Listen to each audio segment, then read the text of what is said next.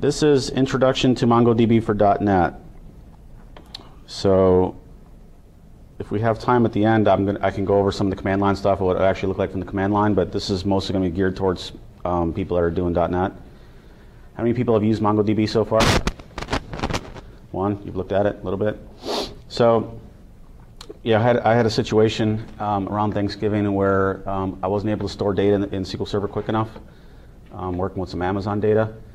So in 3 days, I had to rewrite the storage mechanism for all the messages we're getting from the queue, and decided to put it in MongoDB and learned a couple things the hard way.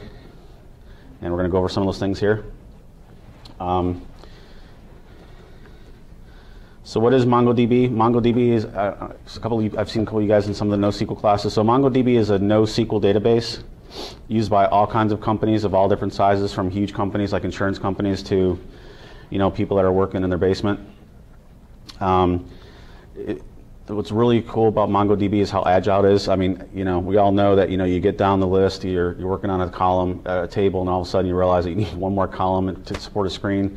So you got to create the column, create the change script, change the objects, go through all that hoo-ha. With MongoDB, you do not have that problem because there is no schema. Everything you would normally expect in a database is supported in MongoDB, including secondary indexes, full query language. It's for anybody who's listened or watched any of the old stuff on MongoDB, including the whole thing of piping the data to dev null. The joke was in the day is that they're originally in MongoDB 1, and I'm not sure the exact version that came out in, there was no journal. So pretty much you would write to MongoDB, and if something blew up before it had a chance to flush it to disk, the data just pretty much disappeared. So now there's a journal on by default. You can still be a schmuck and turn it off, and then live on the edge. But but a lot of the consistency issues with MongoDB has been resolved. So most people here are probably web developers. Everybody's familiar with JSON. So JSON, all the data types you're used to in JSON are available in MongoDB. There are a couple others that are available, but most of the time you're not going to use them from .NET. What's really cool about MongoDB is it does auto sharding and horizontal scalability. So as you add more items to the node, which I think the node limit is 11, don't know where 11 came from, it will automatically shard the data based on your shard key. There's built-in replication, so you can set up a concept called replica sets. So you have pretty much a master-slave replica set, and you can actually query the replica sets if you wanted to have them as a read, but obviously they're going to be behind because they're not going to be, it's going to be eventual consistency. As I was saying before, there's secondary indexes, including geospatial. You can do text search just like you can in SQL Server on one field. It has Hadoop integration. There's an aggregation framework and native MapReduce. So if you're going to do a group by in MongoDB, you're technically going to have to either do a MapReduce or an aggregation. And there's drivers from just about every programming language you can imagine. Most of them are actually officially supported or written by MongoDB themselves. They used to be called 10gen, and they've officially renamed themselves MongoDB.com, I think, 6 months ago when they got the 150 million in financing. So here's some of the languages that have native drivers. Anybody that's used Node.js, Node.js does an amazing job of work with Mongo, and since you don't have to serialize, it just takes the native data. Every single slide, because there's no time to go over everything, I created a link on every single slide to tell you where to get more information for this. MongoDB is suitable for just about any kind of data. You can use it with big data, customer management, data hub, data as a service, mobile apps, product and asset catalogs. So I use it for keeping track of titles and sales on titles and pricing data on titles. And it works really well for that because I get a JSON, I get an XML payload that I convert to JSON from Amazon, and then I store that information in the database. I don't really care about some of the subnodes at this moment in time, but I know we want to go back and we want to do some reducing on some of that data that exists. So I don't have to care about changing the schema. Like, if I was doing SQL Server, I had to create a table, go, well, let's store this data. Maybe we'll use it one day. Just store it. And you can go back later and then do a reduce on it.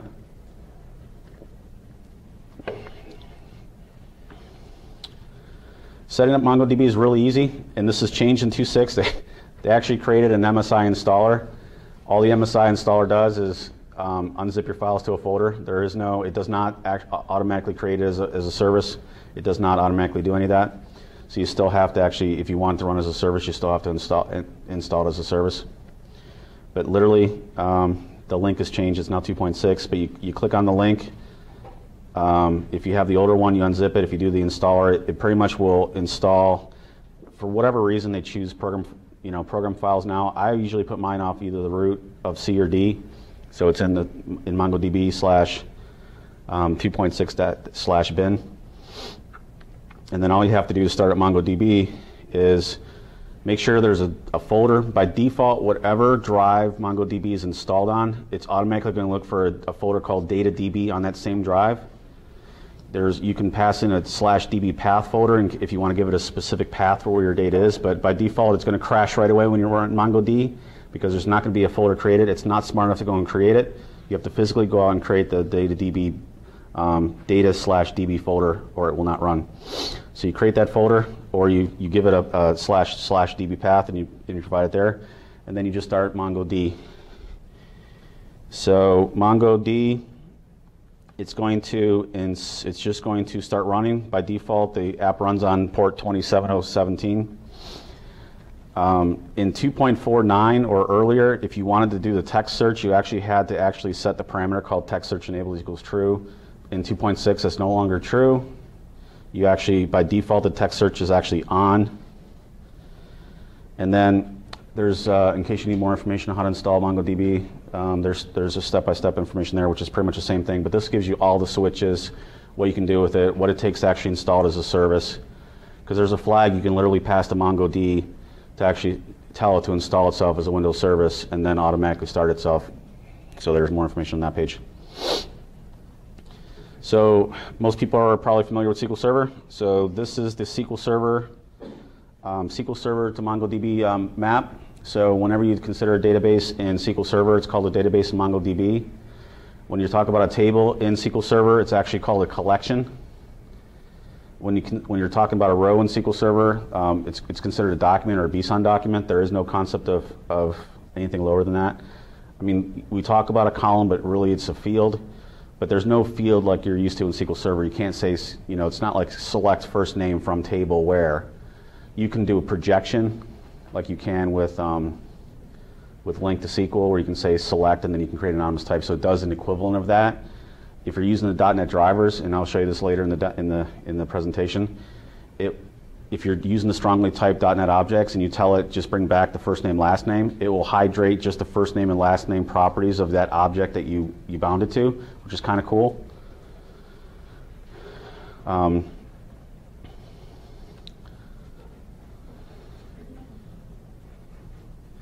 Some more terms, darn it. Some more terms, table joins. There is no technical table join in MongoDB. There are two ways to store data. You can either do embedded documents where, like, if you had an order, instead of having a join to a customer's table, you would actually put the customer data inside the order record, which would be very denormalized. You can also just store a customer ID, and then you would have to go and actually physically do a secondary query to the customer record in order to get it. It really depends on what you're trying to do. So, if you're creating a reporting application and you don't care about space, but you really just want to rip through and get a whole bunch of data real quick, especially if you're doing MapReduce, I would embed all that data, store a secondary copy, buy a lot of hard drives, and run with it. Because you're not doing all the joins, unless you're moving SSDs, which is still really expensive to do for a data center. If you go SSDs, it really doesn't matter if you do joins because we don't care about disk I/O. But a hard drive head can only move about 180 times a second. So even though there's indexes, it still has to move that head and go find all the data for the join. So when you're using MongoDB, it goes to one spot, reads it from that one spot. The data comes back just ridiculously fast. Oops, I didn't go over all the object types. Primary key. So in MongoDB, the _ID column is the primary key for the object. It has to be unique per collection. So if you have a customer's collection, you can have an ID in there. You can put multiple types of data because there is no concept of a schema. you can just have a collection called data and store your customers and your orders in there, but if you're, 1,000 is going to collide. 1,000 is the ID. So if you have customer ID 1,000, order ID 1,000, last one is going to win. So that's why I recommend try to keep one type of object in one collection, but there's no rules. That's when DBAs start having strokes and you got to start carrying people out of this talk. So, and we'll go over some stuff that might cause somebody to have a stroke if you're a DBA. So the group by operator in SQL Server is called the aggregation pipeline. What's really nice about the aggregation pipeline, for anybody that's ever read about it in the past, up until a couple weeks ago, it was limited to 16 megs, which is the largest document you can have in a BSON document. As of 2.6, that rule has changed. Not only can you bring back an unlimited size record, but you can also pipe it to a collection to store it.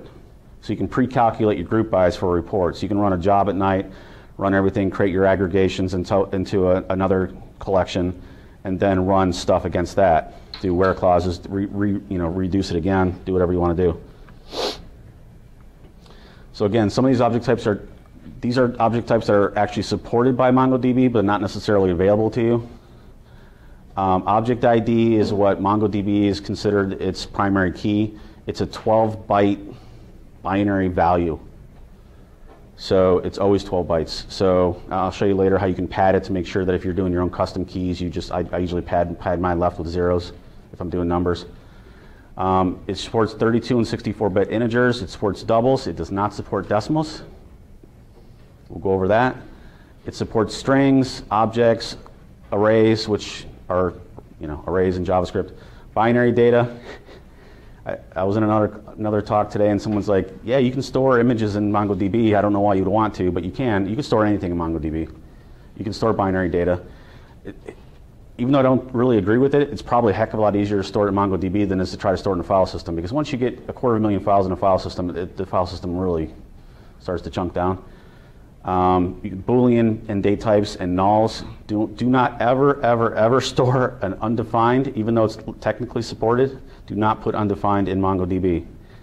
Because if you think nulls never equal anything, undefined is not equal to anything, including itself.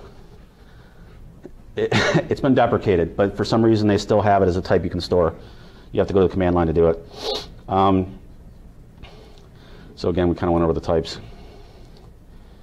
So how do you connect to MongoDB from .NET? So, just like in the old days, SQL Server, you create a SQL connection, you create a SQL command, you create a data reader, and then you do your embedded three-way using statement to go and get your data. You read your data and you're done. Some people probably still use data adapters. I don't know. I haven't used one in a decade. In MongoDB, you create a connection. From there, you create a MongoDB client. What's really cool about the MongoDB client is you do not have to use a using statement. Because it's HTTP based, it actually is smart enough that if it disconnects from the server, it will auto renegotiate a connection back to the server. So you literally just create an object. You can create as a static variable in your class and literally just use that object and just let it deal with the fact that if the connection goes down, it'll just reconnect, which is kind of cool. From the MongoDB client, you tell it to connect to the server. From the server, you then access the MongoDB database. And from there, I use static objects because it's easier. Can you guys read that? So, this is what I do is I create a class called MongoDB Collections, or just Collections. So you have a connection string, you have a client. From the client, you get with the connection string just like you'd create a SQL connection. The Mongo server, you say client.getServer, and then from the server, you say server.getDatabase. The reason why I like to keep these either in one spot in like a static class or using constants is because some of these things are string-based, and everything is case-sensitive. The database commerce lowercase c and uppercase c are not the same database. So you don't want people littering these strings out throughout your code, so you really want to stick with constants so that you don't end up going, well, I don't understand why half the data is in one spot and half it's in another. Yeah, somebody probably copy and pasted incorrectly. So how do you access MongoDB Collections? So what's really cool is if you use the strongly typed with the generic MongoDB collection of type T and not the actual way I had it, which was just Mongo collection, you'll actually have some additional extension methods available that are all strongly typed with lambdas. So the point I'm trying to make is from this example here, the Mongo, actually this is only the databases, I'll show you in the collection. So in the collection here, so it says Mongo collection of type Mongo product. You can just have this as a Mongo collection, not generically typed. Then you're going to be like, where's my find method and where's my find as method? It's not there because it's only on the generic type. It's not on the, and I've done this like 4 or 5 times and I keep forgetting. So always try to use the generic version of Mongo collection. So you know, like I said, I have a class called Mongo.main database because I want that string to be in one spot, and I call it the main database, and I say get collection of that, and then you pass in the string. Because again, everything is, there's no concept of strongly typed collections. So I'm going to store that in a product table. I'm going to show a couple things here, and then I'm going to show you why not to do this. Because there's no double data type, and I didn't find this out until I already stored like 42 million records, there's no decimal data type. And in .NET, if you use a decimal data type, it actually gets serialized as a string, which means that you can't do any greater than less than query operators against it because it's a string, right? I mean, you can, but you're going to have to do them string-based, like, you know, 500 dot, you know, you're going to have to do them as strings, and you know what happens when you try doing those kind of searches.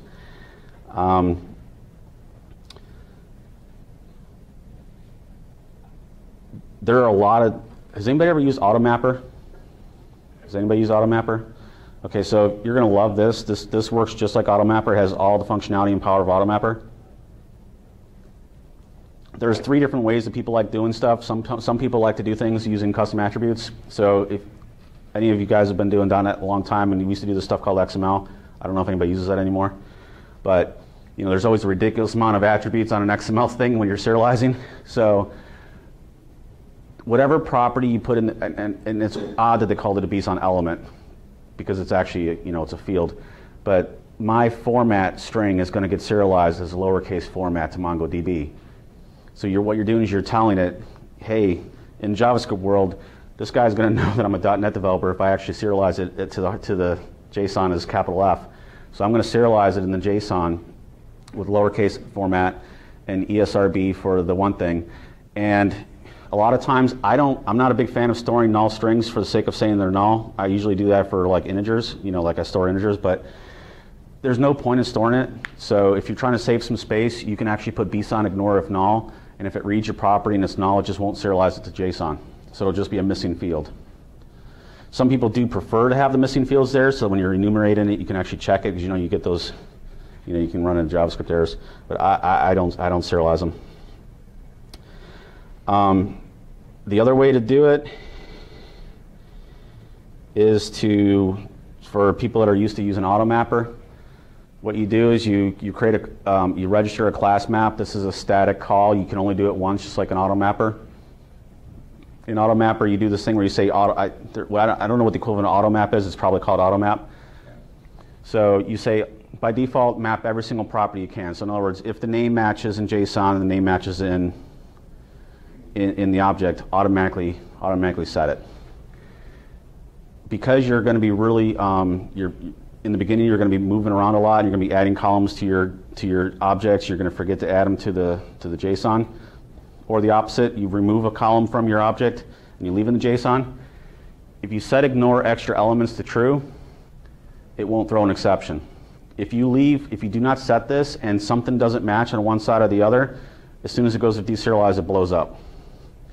Now the reason why they do this is some people actually do want the power. We don't have time, it's an advanced topic, but you can actually map what they call the extra elements, and it's like a string object hash table, and you can put it on your object, and anything it doesn't know about will get dumped into that collection.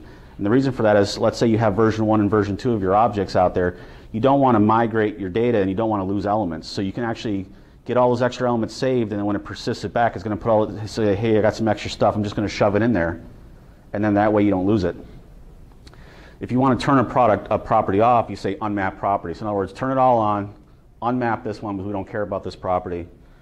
And then, just like I did with the custom attribute, set ignore if null to true for these particular 2 properties. Okay.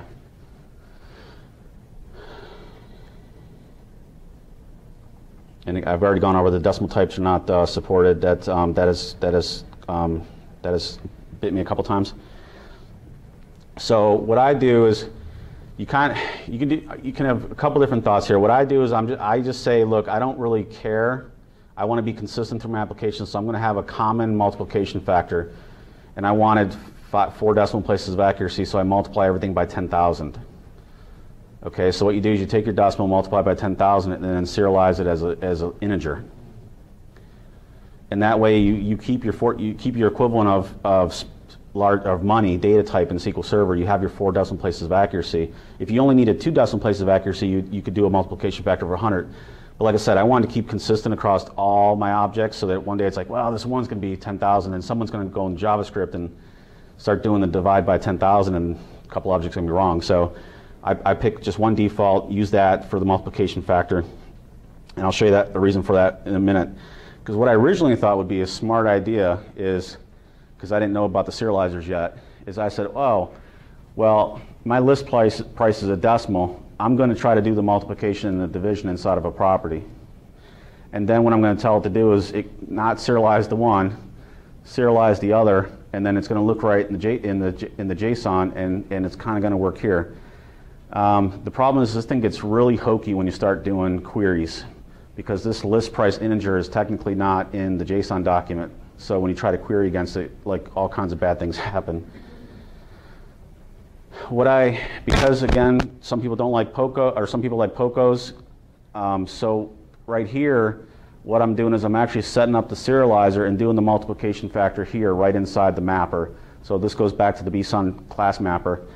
I'm saying for this particular dimension object, I want to have a custom serializer for all 4 of those properties, which is a decimal serializer, and it does the multiplication division by the 10,000. And then, oh, by the way, I want to persist it as all lowercase. And I'll show you what those objects look like in Mongo in a little bit here. So this is what the object looks like in .NET. So people love this. I mean, like, you can just take Poco. You can literally, if you wanted to, you could take Entity Framework objects and just work with those objects and then serialize them all to. You can use the AutoMapper, pattern. Go and set them all in the background. Load your stuff from EF, since you're going to probably get rid of SQL anyway. Just kidding. And then use the mappers and then serialize it to MongoDB. So that would be good for like an ETL tool. So if you're trying to migrate data because you want to do some analysis in Mongo because your database is 10 years old and you can't have one more person on it anymore. So you do an ETL tool, you pull everything out, and then you start analyzing in MongoDB. This is what happens when you using that serializer. This is what happens when it gets serialized. I know this looks odd. Technically, when you're pulling the JSON back from the command line, it will actually come back as the legitimate JSON. But when it gets stored, Mongo is storing it this way to say, hey, these are technically being stored as 64-bit integers, because there's 32 and 64-bit integers. I could save, if I knew for a fact that column's never going to be whatever 2 billion divided by 10,000 is going to be, and I could store it as an integer, but I'm just doing it as a long. It's not like those extra 4 bytes are going to make a world of difference compared to the JSON. JSON's already blowing up the storage, much more than 4 more bytes. There's these. The only thing like in decimal, multiplying and dividing it so that it's supposed to be 4 character. Right. But if it's storing as a string, can we just cast it and get it in the .NET? Sure, if you're willing to walk every single object. Like literally, it would be a table scan.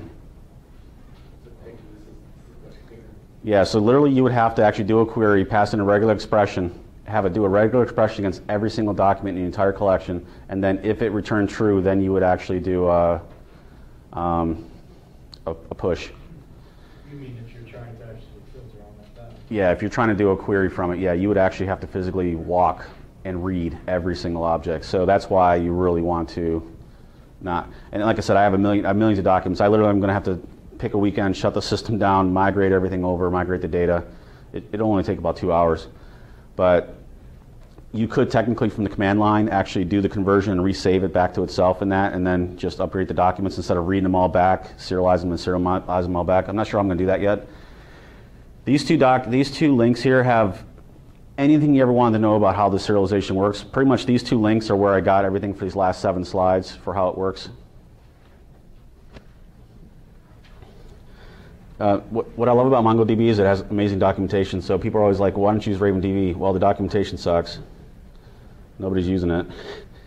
And it's one guy that if the one guy gets hit by a bus, we're in trouble. Where MongoDB, they can go hire 50 more developers because there's already a whole bunch of them anyway, right? So retrieving data, again, so if you stick with the strongly typed world in .NET, it gets really easy to return the data. It does some really, really slick black magic for you. I don't know if anybody shops on Amazon, but everything's considered an ASIN. That's their unique identifier. So I want to query a Mongo product where item.asin is equal to ASIN. And then I can go collection. So again, I created strongly typed properties here. So I have collections.productCollection.find1, and you pass in the query. There's two different ways you can create queries. You can create queries like this, but there's also a fluid interface where you can go query.where, and then you can pass in capital EQ dot, and then you can pass it, like you can like build this thing out with I don't like that syntax as much, but because I love lambdas.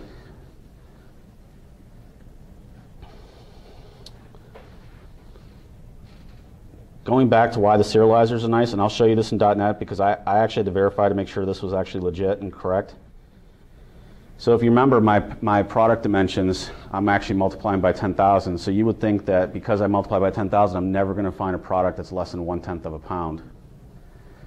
But what's really slick about the MongoDB driver is when it evaluates that lambda, it goes and determines and realizes there's actually a serializer associated to the one property, and it actually runs that value in the lambda against the serializer to realize that it has to be multiplied by 10,000. So to the .NET developer, you don't realize that behind the scenes, it's actually translating that query to find all items where the packet dimension .weight is greater than 1,000 because it's multiplied 0.1 by 10,000. And that's exactly what you want. And that's exactly what you want. You don't want to, yeah, you don't want to have all this mess of saying, well, you know, now granted, if you jump to the command line prompt or you're starting to do stuff in Node.js, you're going to have to know about this 10,000 factor. And I assume there's probably, in JavaScript, there's probably an equivalent of the serializer to do the division and multiplication by 10,000. But this is awesome. This is why lambdas are awesome. I love strongly typed stuff. So this finds all light items. You pass in the query. I call it toList. What's really interesting about MongoDB, I didn't bring this up yet. By default, this is another thing that might blow your mind. Anybody used to do ADO back in the scripting days? And we talked about the fire hose cursor, read only, forward only. By default, when you do this find as, the data type returned to you is a Mongo cursor. So if you don't want to flood your memory, you want to read one object out at a time because you may have a billion records. Hopefully you don't. You can just not call toList and say for each item in this, find as. And it's going to return you a Mongo cursor, and it's going to allow you to just do a for each, which is going to do the move next. And it's going to walk through one at a time. I just wanted to show that you can do toList. But yeah, Mongo cursors are not bad. Obviously, you can run into problems where, you know, if you're keeping that cursor open for a long period of time, I guess in theory you could have performance issues if there was thousands of people doing that. But on big data sets, you probably want to use to keep the cursor open if you know you're only going to return 5 or 10 items, or you're going to bind it to your web page anyway because you're going to have to return it as part of your MVC.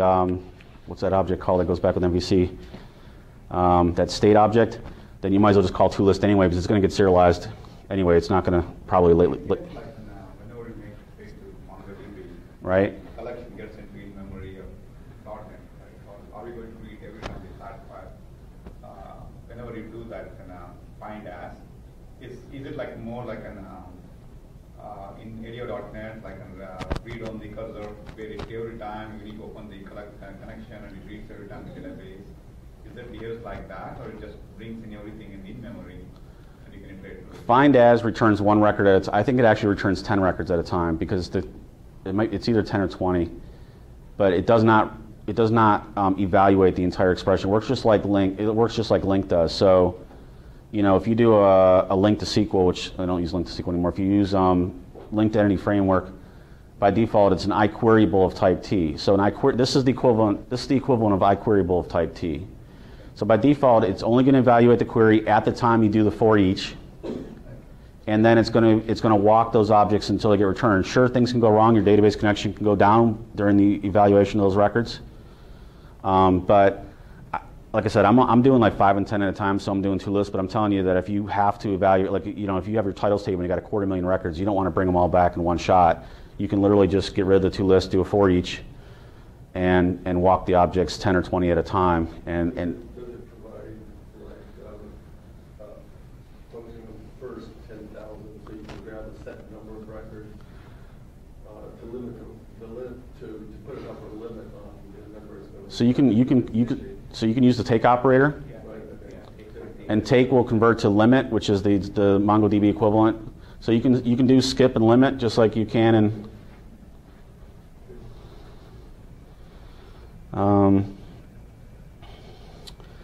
so the reason why I'm showing you this is, I wish I could zoom a little bit better. I guess I'll just scroll around.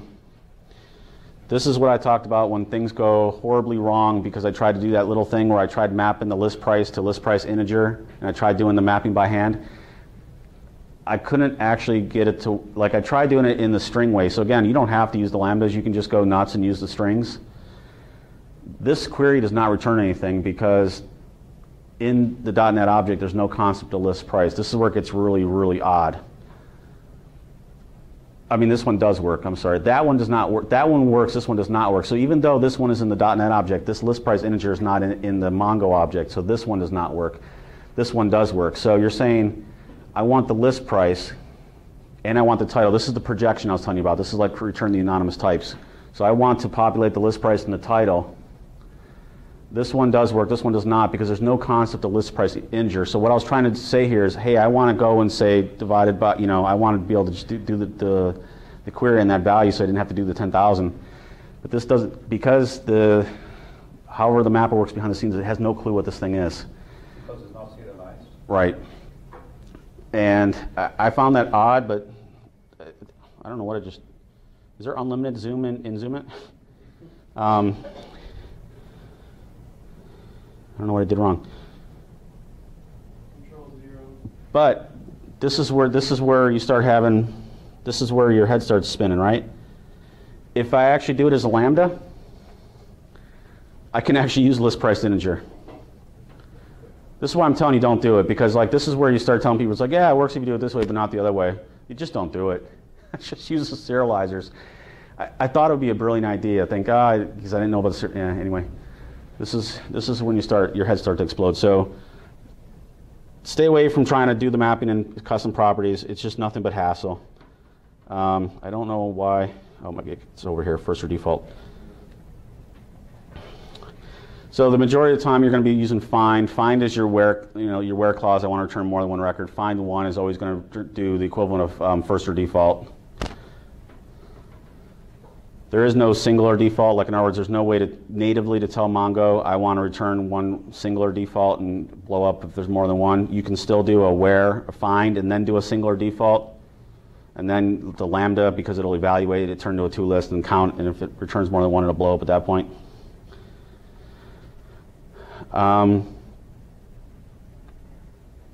Saving data. So I guess I'm a little behind in SQL Server. I guess SQL Server supports upserts now also. But there's 2 different ways to save data in Mongo. You can, if you know for a 100% fact that that object does not exist, you can call insert, which is really nice because if you want to do a bulk copy, you can do insert batch. So if you download my source code to this application, I take and generate 25,000 objects from an XML file. I then take that 25,000, that list of type T, and I pass it to the insert batch method.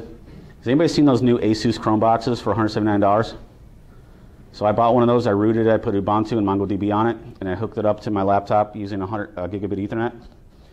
And over the wire, I was able to serialize those objects, send them over the wire, and save them MongoDB on that $179 computer in 1,604 milliseconds, 1.6 seconds.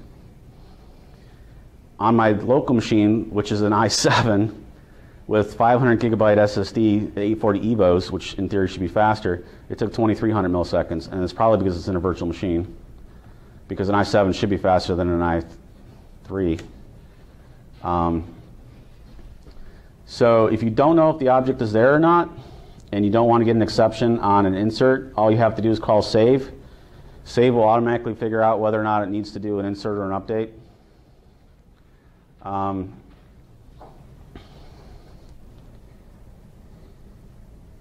we just talked about the bulk inserts. This is one of the things that kind of is a buzzkill for people. So because there's no schemas and it's not SQL Server, there's also no concepts of transactions. So you can't say update table, set this equal to this, where clause, and then if every single record doesn't get committed, it rolls back the transaction. It can update half the items in the collection, blow up, and keep you in a weird state. So that could be a buzzkill for people, but there are workarounds for that. We'll go over that kind of at the end. How the data is stored? Is it stored as a flat file or in MongoDB? I don't know how it's being stored. I mean, it's what's called a BSON document, which is a binary representation of JSON. So it's probably just a byte array of stuff. I mean, it doesn't do like SQL. So there's no concept of like a clustered index. So it's not like it's going to make sure that object 1 is right after object 2. It's just creating a series of files. It starts with 128 meg, and then it goes to 256 and 512, and then once it hits 2 gigabytes, it just creates more 2 gigabyte files. It's just finding a location somewhere in those files that are empty and just inserting the document. So is there any tool like here in the we have a MongoDB based on Serializer can get in .NET as a collection, right? But are there any Management Studio or SQL Studio where you can directly query the database? Or I'll show you that there is a GUI for Mongo. Is that what you're asking? Yeah. So there's one for $35. I'll show that at the end also. If you want to do an atomic update to one document at a time, and only one, there's a method called find and modify. What find and modify does is say, I don't really care what, like I'm not trying to just take a document and save it. I'm really saying update table, set value equal to this, where ID is equal to that. And I'm trying to set individual fields on one where clause, so against your object. It's odd when you look at the syntax because the first parameter is a query. If you don't give it a query, it's just going to find the first object that gets returned in the collection and just update that one. So I know it's odd. So what you have to do is you actually have to create your query in a way to guarantee that it's going to return the document you want to update as the first record that gets returned. So if 500 get returned, only going to update the first. It's not going to blow up. It's just only going to update the first record. It has a sort operator. Again, that's how you kind of guarantee if you know more than one record is going to come back, you only really care about this one, you can use the sort. I don't know why, but you can just pass, like I don't know why you call it find and modify, but you allow it to just blow away the document as a delete. But you can find and delete as part of a find and update. That one blows my mind. The last part is the update statement. And the update statement is pretty much saying I want to set these particular fields to these particular values. And you can also insert additional fields at the same time. So if you want to create a new field, you can just say and middle initials equal to A. And if the field does not exist, it'll just inject it. You can also tell it whether or not an upsert should be performed. So in the event that you ran this query and the object does not exist yet, it will actually allow you to pass in another object that says, hey, since I'm creating this value for the first time, by the way, go set these other 7 fields to these particular values. And it'll only use that if it's actually doing an insert, which is kind of cool. And then the values to push for the item if it's new. And I'll kind of show you that here. So here, this is the other syntax I was telling you about where you just kind of keep building on it. So I'm doing a query, and the query equals, the ID is equal to the ID being passed in. I don't care about the sort because ASIN name is actually my key, so I know this is only ever going to be in the document once. This is the update I was telling you about, kind of an interesting syntax. But I'm saying in this particular syntax, what I'm saying is increment, INC is increment. Take a counter, transactionally increment the counter by 1. So this is how you would do a counter, a transactional counter update in MongoDB. Just saying update, update, update. I want to increment the counter, and I also want to set the last view, which is a column called last view, equal to datetime.now. I really recommend UTC now, but people don't like that. On the next one, as part of the insert also, I want to if I'm doing an upsert, I also want to create a new array called keywords and put a field of new inside that array. So if by some chance this was not in there, it would actually create a new document. It would create another column called keywords, and it would set it to, and actually add an item to that array called new. I call the collection, call find and modify, pass in the query, sort by update, and I can't remember what the true and the true is. Shoot, I'll get that at the end. And then I just wanted to verify that it came back, so I did a find and modify, find.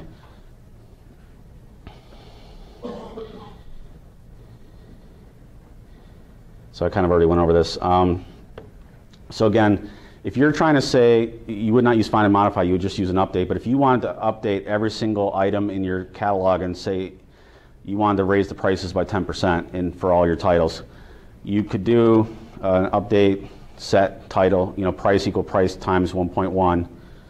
But technically, during that transaction, if the database were to blow up, or if you have a really bad network, the network, I guess, could disconnect. Because technically what's going on behind the scenes is it's pulling back, it's doing a cursor, and then it's doing an update against that object. So you could get an inconsistent state. Now you can do something to get around that. So what you could do is you could go and set a new column called updating. And as part of your update statement, you can clear that flag. And then if you were to blow up, you would just keep running until you finally got 0 records returned when you were trying to do the update. So does that make sense? So pretty much it's like setting a state flag. You create update state, you could actually set it. When I say set it, the keyword set in MongoDB means go and create a new column, new field. So I could create an update state, set it to 0. And then as part of my find and modify against the entire collection, I would say update where the set value is still 1 or 0, whatever you want to use. And during that update, unset that, which means kill it. And then once it's killed, you can automatically assume that your price has been updated. So there are workarounds. They're not as straightforward as like you would in SQL, where you can just say, screw it, I'm just going to open a transaction, and which doesn't always work well either. I mean, if you have a million records in your database and you do a gigantic update, sometimes you literally just bring the entire system down because your transaction log is just choking because nobody's bought a new hard drive in 5 years. And this is kind of the example of how that would work. So I want to take the counter for every single object in that collection, and I want to update, and it's literally going to go through the entire collection and do an update. Why you would have a counter in a product is, not optimal, but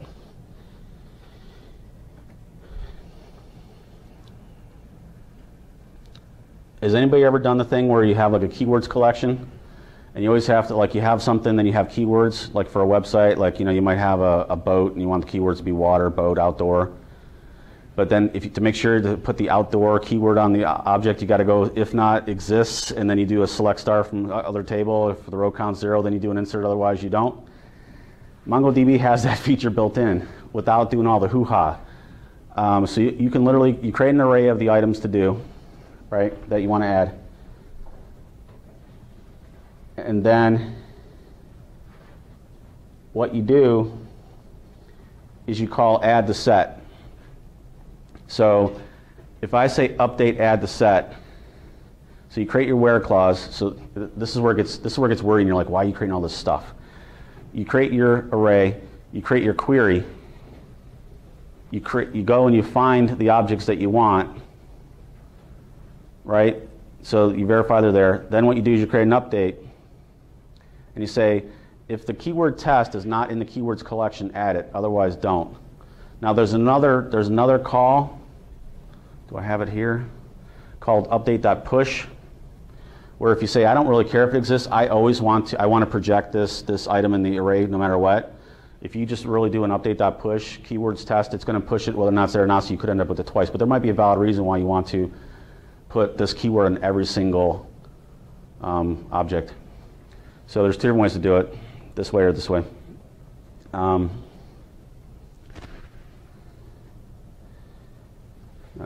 Last slide. So we're all used to this, right? SQL Server. So we have a publisher. A product has a publisher. A product can belong to multiple order details. A product has categories. An order has 2 relations to customer because there's a bill to and a ship to, right? So basic database design for SQL. what does it look like in the MongoDB world? We don't have foreign keys, so it looks like that. Nice, right? Anything can belong anywhere. I just defined it, you know, this is using the class map thing that you have in right-click, create a new class diagram in Visual Studio. So technically, because these are collections, there's actually private properties that have the collection, so that's why they kind of show up here, and you're like, you know, why are those there? But it's because an order has customers and it has a build to and a ship to.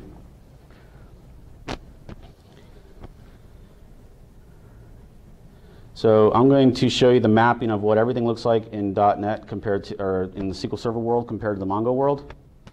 So we're all used to alter table, add column. In MongoDB, all you have to do is say update.set.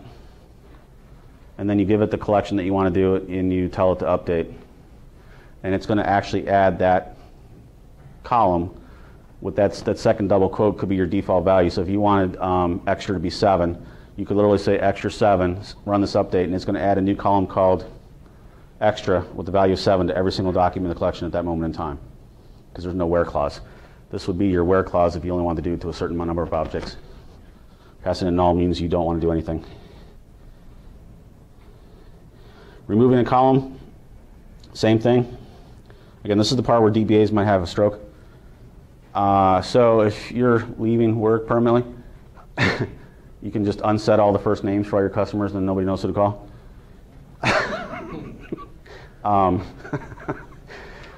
Update.unset, I mean, it's no different than dropping a column in SQL Server. You can do the same amount of damage in SQL Server as you can in Mongo. So again, I want to unset the column extra. You pass the update. If this was a where clause, you could pass in a where clause. So if you only want to do it to like products greater than $100. Create an index is pretty straightforward. It's really easy to do in the command line. So you just say collection.ensure index. And again, this is why I love doing the strongly typed. So there's an object called index keys. I'm not sure what I just hit.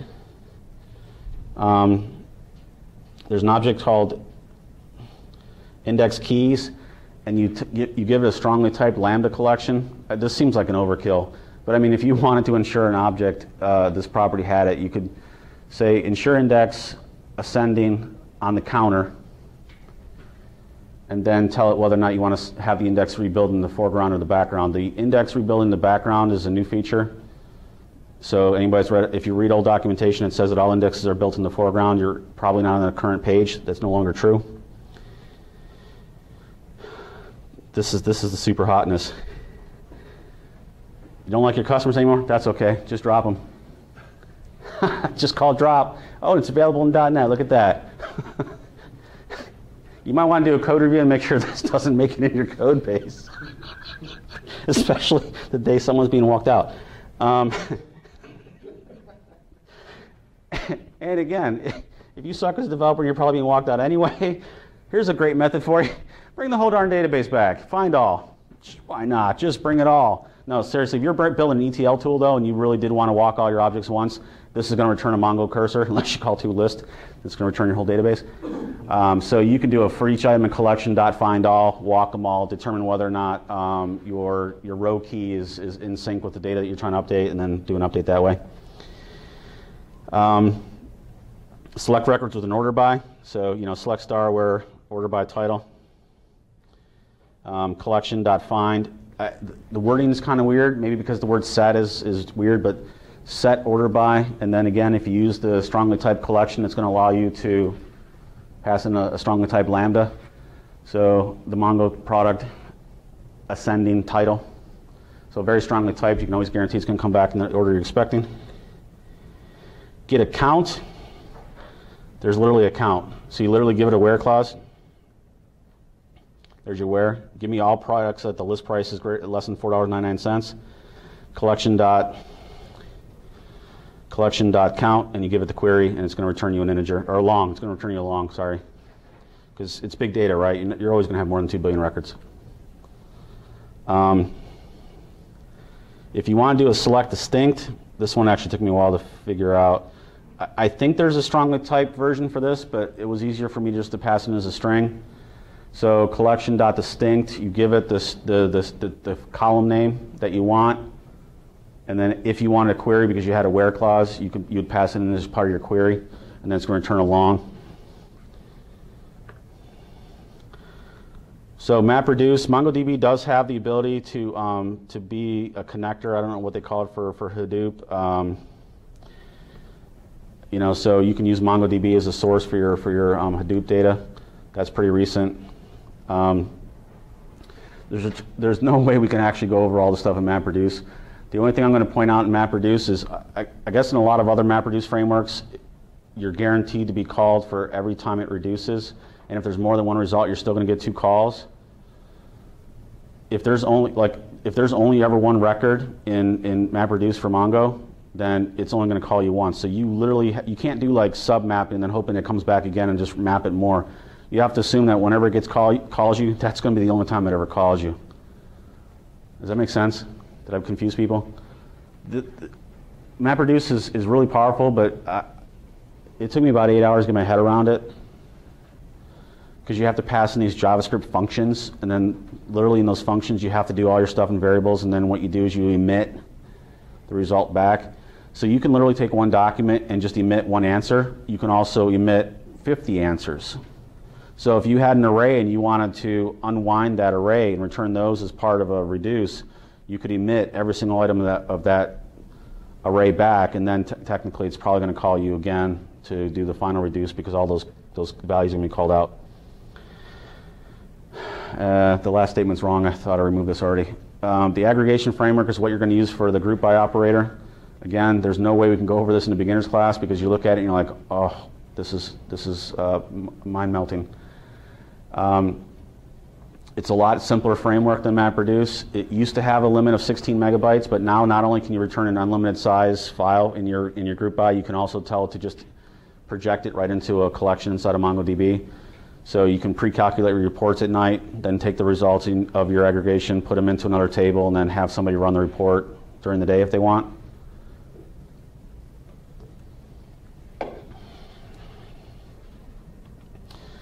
So, challenges that I ran into, the like statements, if you want the equivalent of like, you're walking every single document. Just like the question you brought up before with the, you know, how do you cast it? You walk the entire document. You then give it a JavaScript function to call, and you either evaluate it as a true or you return a false, and that's how it projects the answers back. It's a hot mess.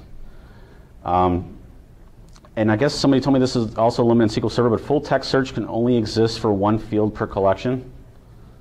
So you couldn't have a full text index on your title and also your description. You can only really put it on just the description. Is that also a limit for full text search in SQL Server? Does anybody know? Would anybody dumb enough to use that feature in SQL? I tried it a long time ago. It didn't work well.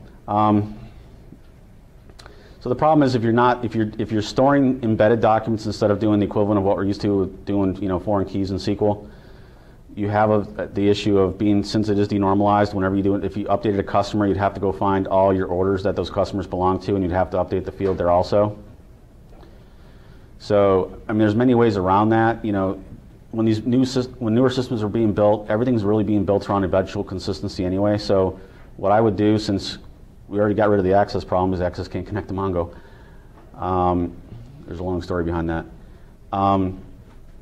You would, you know, your middle tier layer would say, hey, I want to update this customer to this name. By the way, I'm going to put this other thing in a queue to have it go then and ensure that all the orders have also been updated to that same value. So, you know, you'd have this workflow where the orders would be eventually consistent with the customer, but maybe it takes 5 minutes for the queue to get for the queue to be processed to update those customers, you know. But there's many ways around doing it. You can also do an update flag. You know, again, like I was saying before, set a temporary flag that knows that it needs to, that another job needs to come back and look at it, or something else needs to happen. I mean, there's 100 ways to do it. It's just not as simple as we're used to doing in SQL, where you say update customer set first name equal to Bob, where last name is equal to Miller. It's not that simple anymore. So those things might make you crazy. And it also doesn't support any kind of constraints, right? I say I don't want same first name last name. I don't want necessarily two people. Got to build it all by hand. There's no triggers. There's no triggers. There's no unique indexes. Is it called unique index in SQL? Unique. Yeah. So there's no way to have integrity that way. So, but again, when we're starting to build these new systems, it kind of forces everybody to think it out. Like, we're not just going to haphazardly just hurry up and create a change and walk out the door at 5 o'clock on a Friday. I mean, these new systems, if they're built correctly, they shouldn't have to be thrown out every 2 or 3 years anymore, because you're building it for mass scale. Maybe your approach will change in a couple years, but the days of putting 6,000 lines of SQL in a stored procedure to do an update, man, that needs to go away. I mean, that was great in '99 when everybody was like, I can't trust anybody with the data, so I'm going to put everything through stored procedures, and we're going to put all the business logic in the stored procedures. You can't test that stuff. So going back, building stuff in the middle tier, having the website either called the middle tier or having the middle tier as part of the website. This type of implementation is going to force people to go, well, you don't have to, you can still go guns a-blazing, but it should force people to have better patterns and practices for how they write software. Update statements are not intuitive. Again, I showed you all the weird oddities about update statements. There's no transactions across multiple rows. We kind of touched that, but that might be a showstopper for somebody, but like I said, there's ways to work around that, creating states and doing stuff like that. You can do the equivalent of like a two-phase commit, again, setting columns and then having them change during states. Like, you could write a banking system in here, but it's just going to be a lot more steps. Like, there's a link on the next slide here to show you. So somebody actually does build out the equivalent of building a bank account, and how would you make that money go between two different accounts? Before you do go on to the next slide, I have another question. I guess it's related to this. Okay. What about security? Is there any kind of security or anything like that? Is there a way of So, telling it what you're allowed to have access to and what you're not allowed to? So I know there's like Kerbos authentication to be able to like lock people down whether or not they can connect to stuff, but like locking people down to like doing like you can in SQL Server, you're like only this group can read the columns in the titles table, but this other group can only read orders. No. I guess I was wondering, where you had you could write the statement where you basically drop the So a big red flag if that could if you wanted highly granular, very low granularity security, it would be best to implement it then As a web service. in the service rather than in the data. Which it probably should be anyway. I mean, everybody's, hey, can you hurry up and give so-and-so access to this? And like, oh God, they just connected Microsoft Access to our SQL Server. So, I take the approach of, if you're going to do this in .NET, you're probably going to create a middle tier. You're going to implement your security routines through there. You're going to have to do a code review to make sure no one's doing a drop. But it's just like any essay that can connect to a SQL Server database. You can do a truncated table as long as there's no foreign keys. If you want to just normally your application wouldn't have the right to do such things. Right. So, is the first system you're going to build with MongoDB be a system that's going to replace the voice of record of SQL Server? Probably not, because people are going to be a little hesitant to totally change the way everything in the business works. People like SQL servers. They can go and say, hey, look, there's columns, there's guaranteed lengths, this is not nullable. To all of a sudden say, don't worry about any of that, we're just going to, so what I've done is I've done it where you build a system on the side. It's a mirrored copy of the original data. If the server blows up, I mean, I'm going to be down for an hour while I re-replicate all the data over, but I don't lose anything. I mean, it gets way beyond a beginner discussion to go, well, here's how you would architect a solution, and MongoDB is the core of everything you're doing. Especially if you're doing transaction stuff like creating orders and all that stuff. I mean, this is something that you don't want to be your first MongoDB project to do all that crazy insanity, because you'll probably have a high percentage of, oh shoot, we're out of time. So let me show you so there's a bunch of, we only really missed the links. Let me show you real quick. So, this is what it looks like in the command line.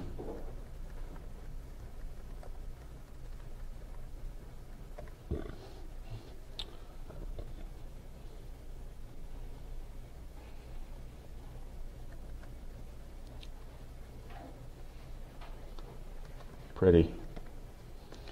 So, you see how fast I came back? We're in the command line. So, using the command line tools, this is what it's going to look like behind the scenes when I was showing that dimensions.length query.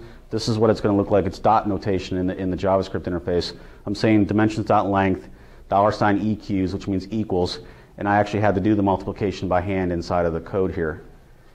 But if you were to run the .NET project, so this is all available on my slides or on my GitHub account. So it's I'll give you the link. So that query I showed you before, where the package dimensions weight is less than 1/10 of a pound.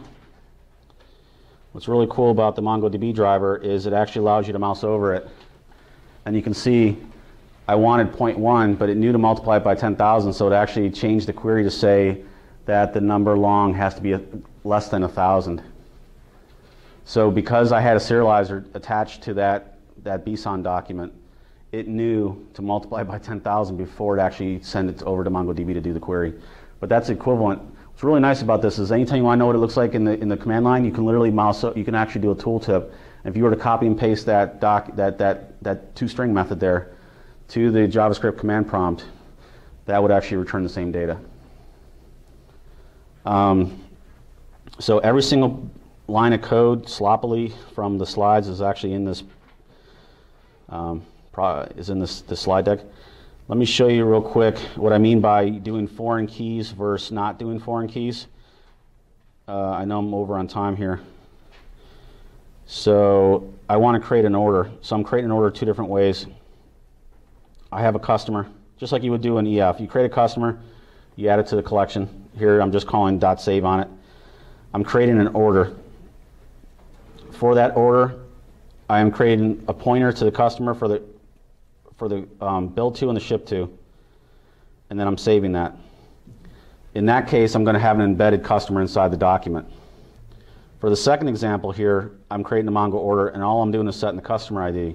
So this is the equivalent of doing the foreign key. So if all you were ever going to do is bring back the order and you only cared about the ID of the customer, but you didn't really need the metadata for first name, last name for your display, then you could store it this way, and then you'd have to do the secondary lookups if you wanted to.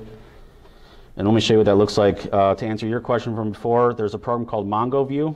It's $35. MongoVue. This is the, so again, that's that same query I showed you before.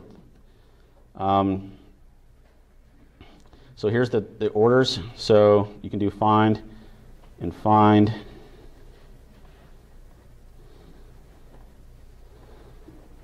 So if you remember on the first order I created a customer ID and a ship to. So you see that this data is actually embedded. Let me show you the text view. It's easier to visualize. So for that first order, you can see that the customer is actually embedded in the document. So it returned everything there is to know about the customer, and it's embedded in the order. On the second order, there is no customer. See, the customer is null, and the customer ID is set. So what you could do is you could do the equivalent of a lazy load in your POCO. Well, you'd have to do a little bit more in POCO, but you can do a lazy load where you could say if somebody calls the get on customer and it's null, but the customer ID is set, go and do a Mongo query and go and set the record at that time. So you can still do all this stuff. It just takes a couple extra lines of code. You just have to decide how you want to store the data. I mean, you're not using MongoDB because you have a 16 gig flash drive and you run your entire company off of it. I mean, this thing requires a tremendous amount of data because these strings for every single thing are being stored as that string. Then people are like, well, I'm just going to cut them all down, call them 1, 2, 3, 4. Well, yeah, then good luck. Then one day you're going to go, well, hey, now it's time to do a Node.js. It's like, what am I supposed to do with the 2 column, right? So again, you're not using it for data storage. You're using it because you can rapidly prototype stuff. I mean, you need a new column, add a new column to the object, and move on with your day. And even if you used it to prototype an entire app, get it through that process, and say, okay, now we've got an idea, let's move to SQL servers, no one's comfortable. You at least showed that you could actually do it in MongoDB to the management, and maybe they'll buy in and let you do a small project with it. I mean, the one thing I find that this thing does really well with is a data cache for the web layer. So you don't want them to go back to SQL Server and keep querying your product table database. So what I do is since there's already 50,000 triggers on the table anyway, anytime the available quantity changes, I put it into a table called cache title, and I have like 5 columns in there that I'm always looking for an update from. And then then what I do is I just pull that cache table because there's really no traffic except for myself. And I don't have to do the table scan to get it out of the titles table. I know that only these records have changed. Those are the 5 fields. And then what I do is I ETL those over into Mongo and then save in MongoDB. And I have this gigantic offline cache. So, I mean, I'm considering, I mean, if there wasn't like an advanced, how would you, so do you guys ever go to the alt.net meetings? Or the Enterprise Developer Guild? So the next talk I'm going to create, it'll probably be out in July or August, is I'm going to create a course on building an eventual consistency data system using these type of technologies. So, you know, trying to show how MongoDB and service buses could all work together to say, look, this person placed an order, but when I say select star from orders is not there yet, showing that, look, these systems are eventually consistent. It will be there. It's just not going to be there at that moment in time that you're expecting. So when the person hits the submit button, you're not making sure, you know, it's not forcing you to say, well, SQL Server has to be available, SQL Server has to be up, SQL Server has to be able to give me a key. You put the message into a queue, and that queue then gives them a temporary ID. Like if you ever go on Amazon, you have an order ID and then you have a transaction ID, right? You don't, well, in their system it's technically an order, but it's such a big number, it's predictable for that particular server farm. That's why some orders start with 107, some start with 100. Depends on what farm they are. They have this, they commit to saying, I'm going to create an ID with this name, and then it just says, send it off. There's no database going next ID, because they would never be able to do 8,000 orders a minute, like, or a second, whatever they were doing at Christmas time. Are there any websites that built on MongoDB? BusinessInsider.com. BusinessInsider.com is built, they even have a thing on the bottom that says built probably in New York City on MongoDB. You can almost assume half the Node.js applications out there are probably running MongoDB because there's so much integration. It is so easy to take Node.js and wire it up to MongoDB. It's crazy, crazy simple. Does anybody have any questions or anything that I forgot that I said I was going to come back to? Yeah, just your address on GitHub. Everything from Twitter to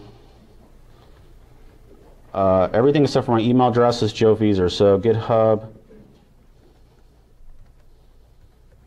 Is it user/Joe Feser?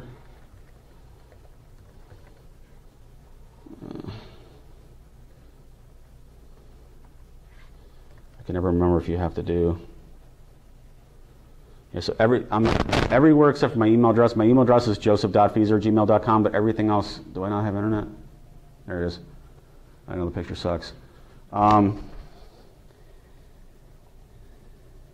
Intro into MongoDB with .NET. The master branch is the source code for Visual Studio, and all the, you know, how I created all the code, and there's actually files in there that you can unzip, and you can load up a SQL Server database with the same data as Mongo and play with them if you want. It also comes with a copy of Lightspeed, so you can actually play with that, because I don't use any framework because it's evil. And has everybody ever used GitHub Pages? Like you can publish a whole website to GitHub. The GH-Pages, this is actually my slide deck. So if you were to go to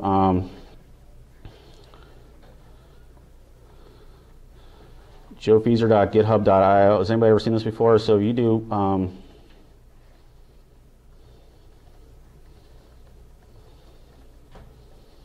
if you use GitHub Pages and you publish your site, it's literally user.github.io/repo name.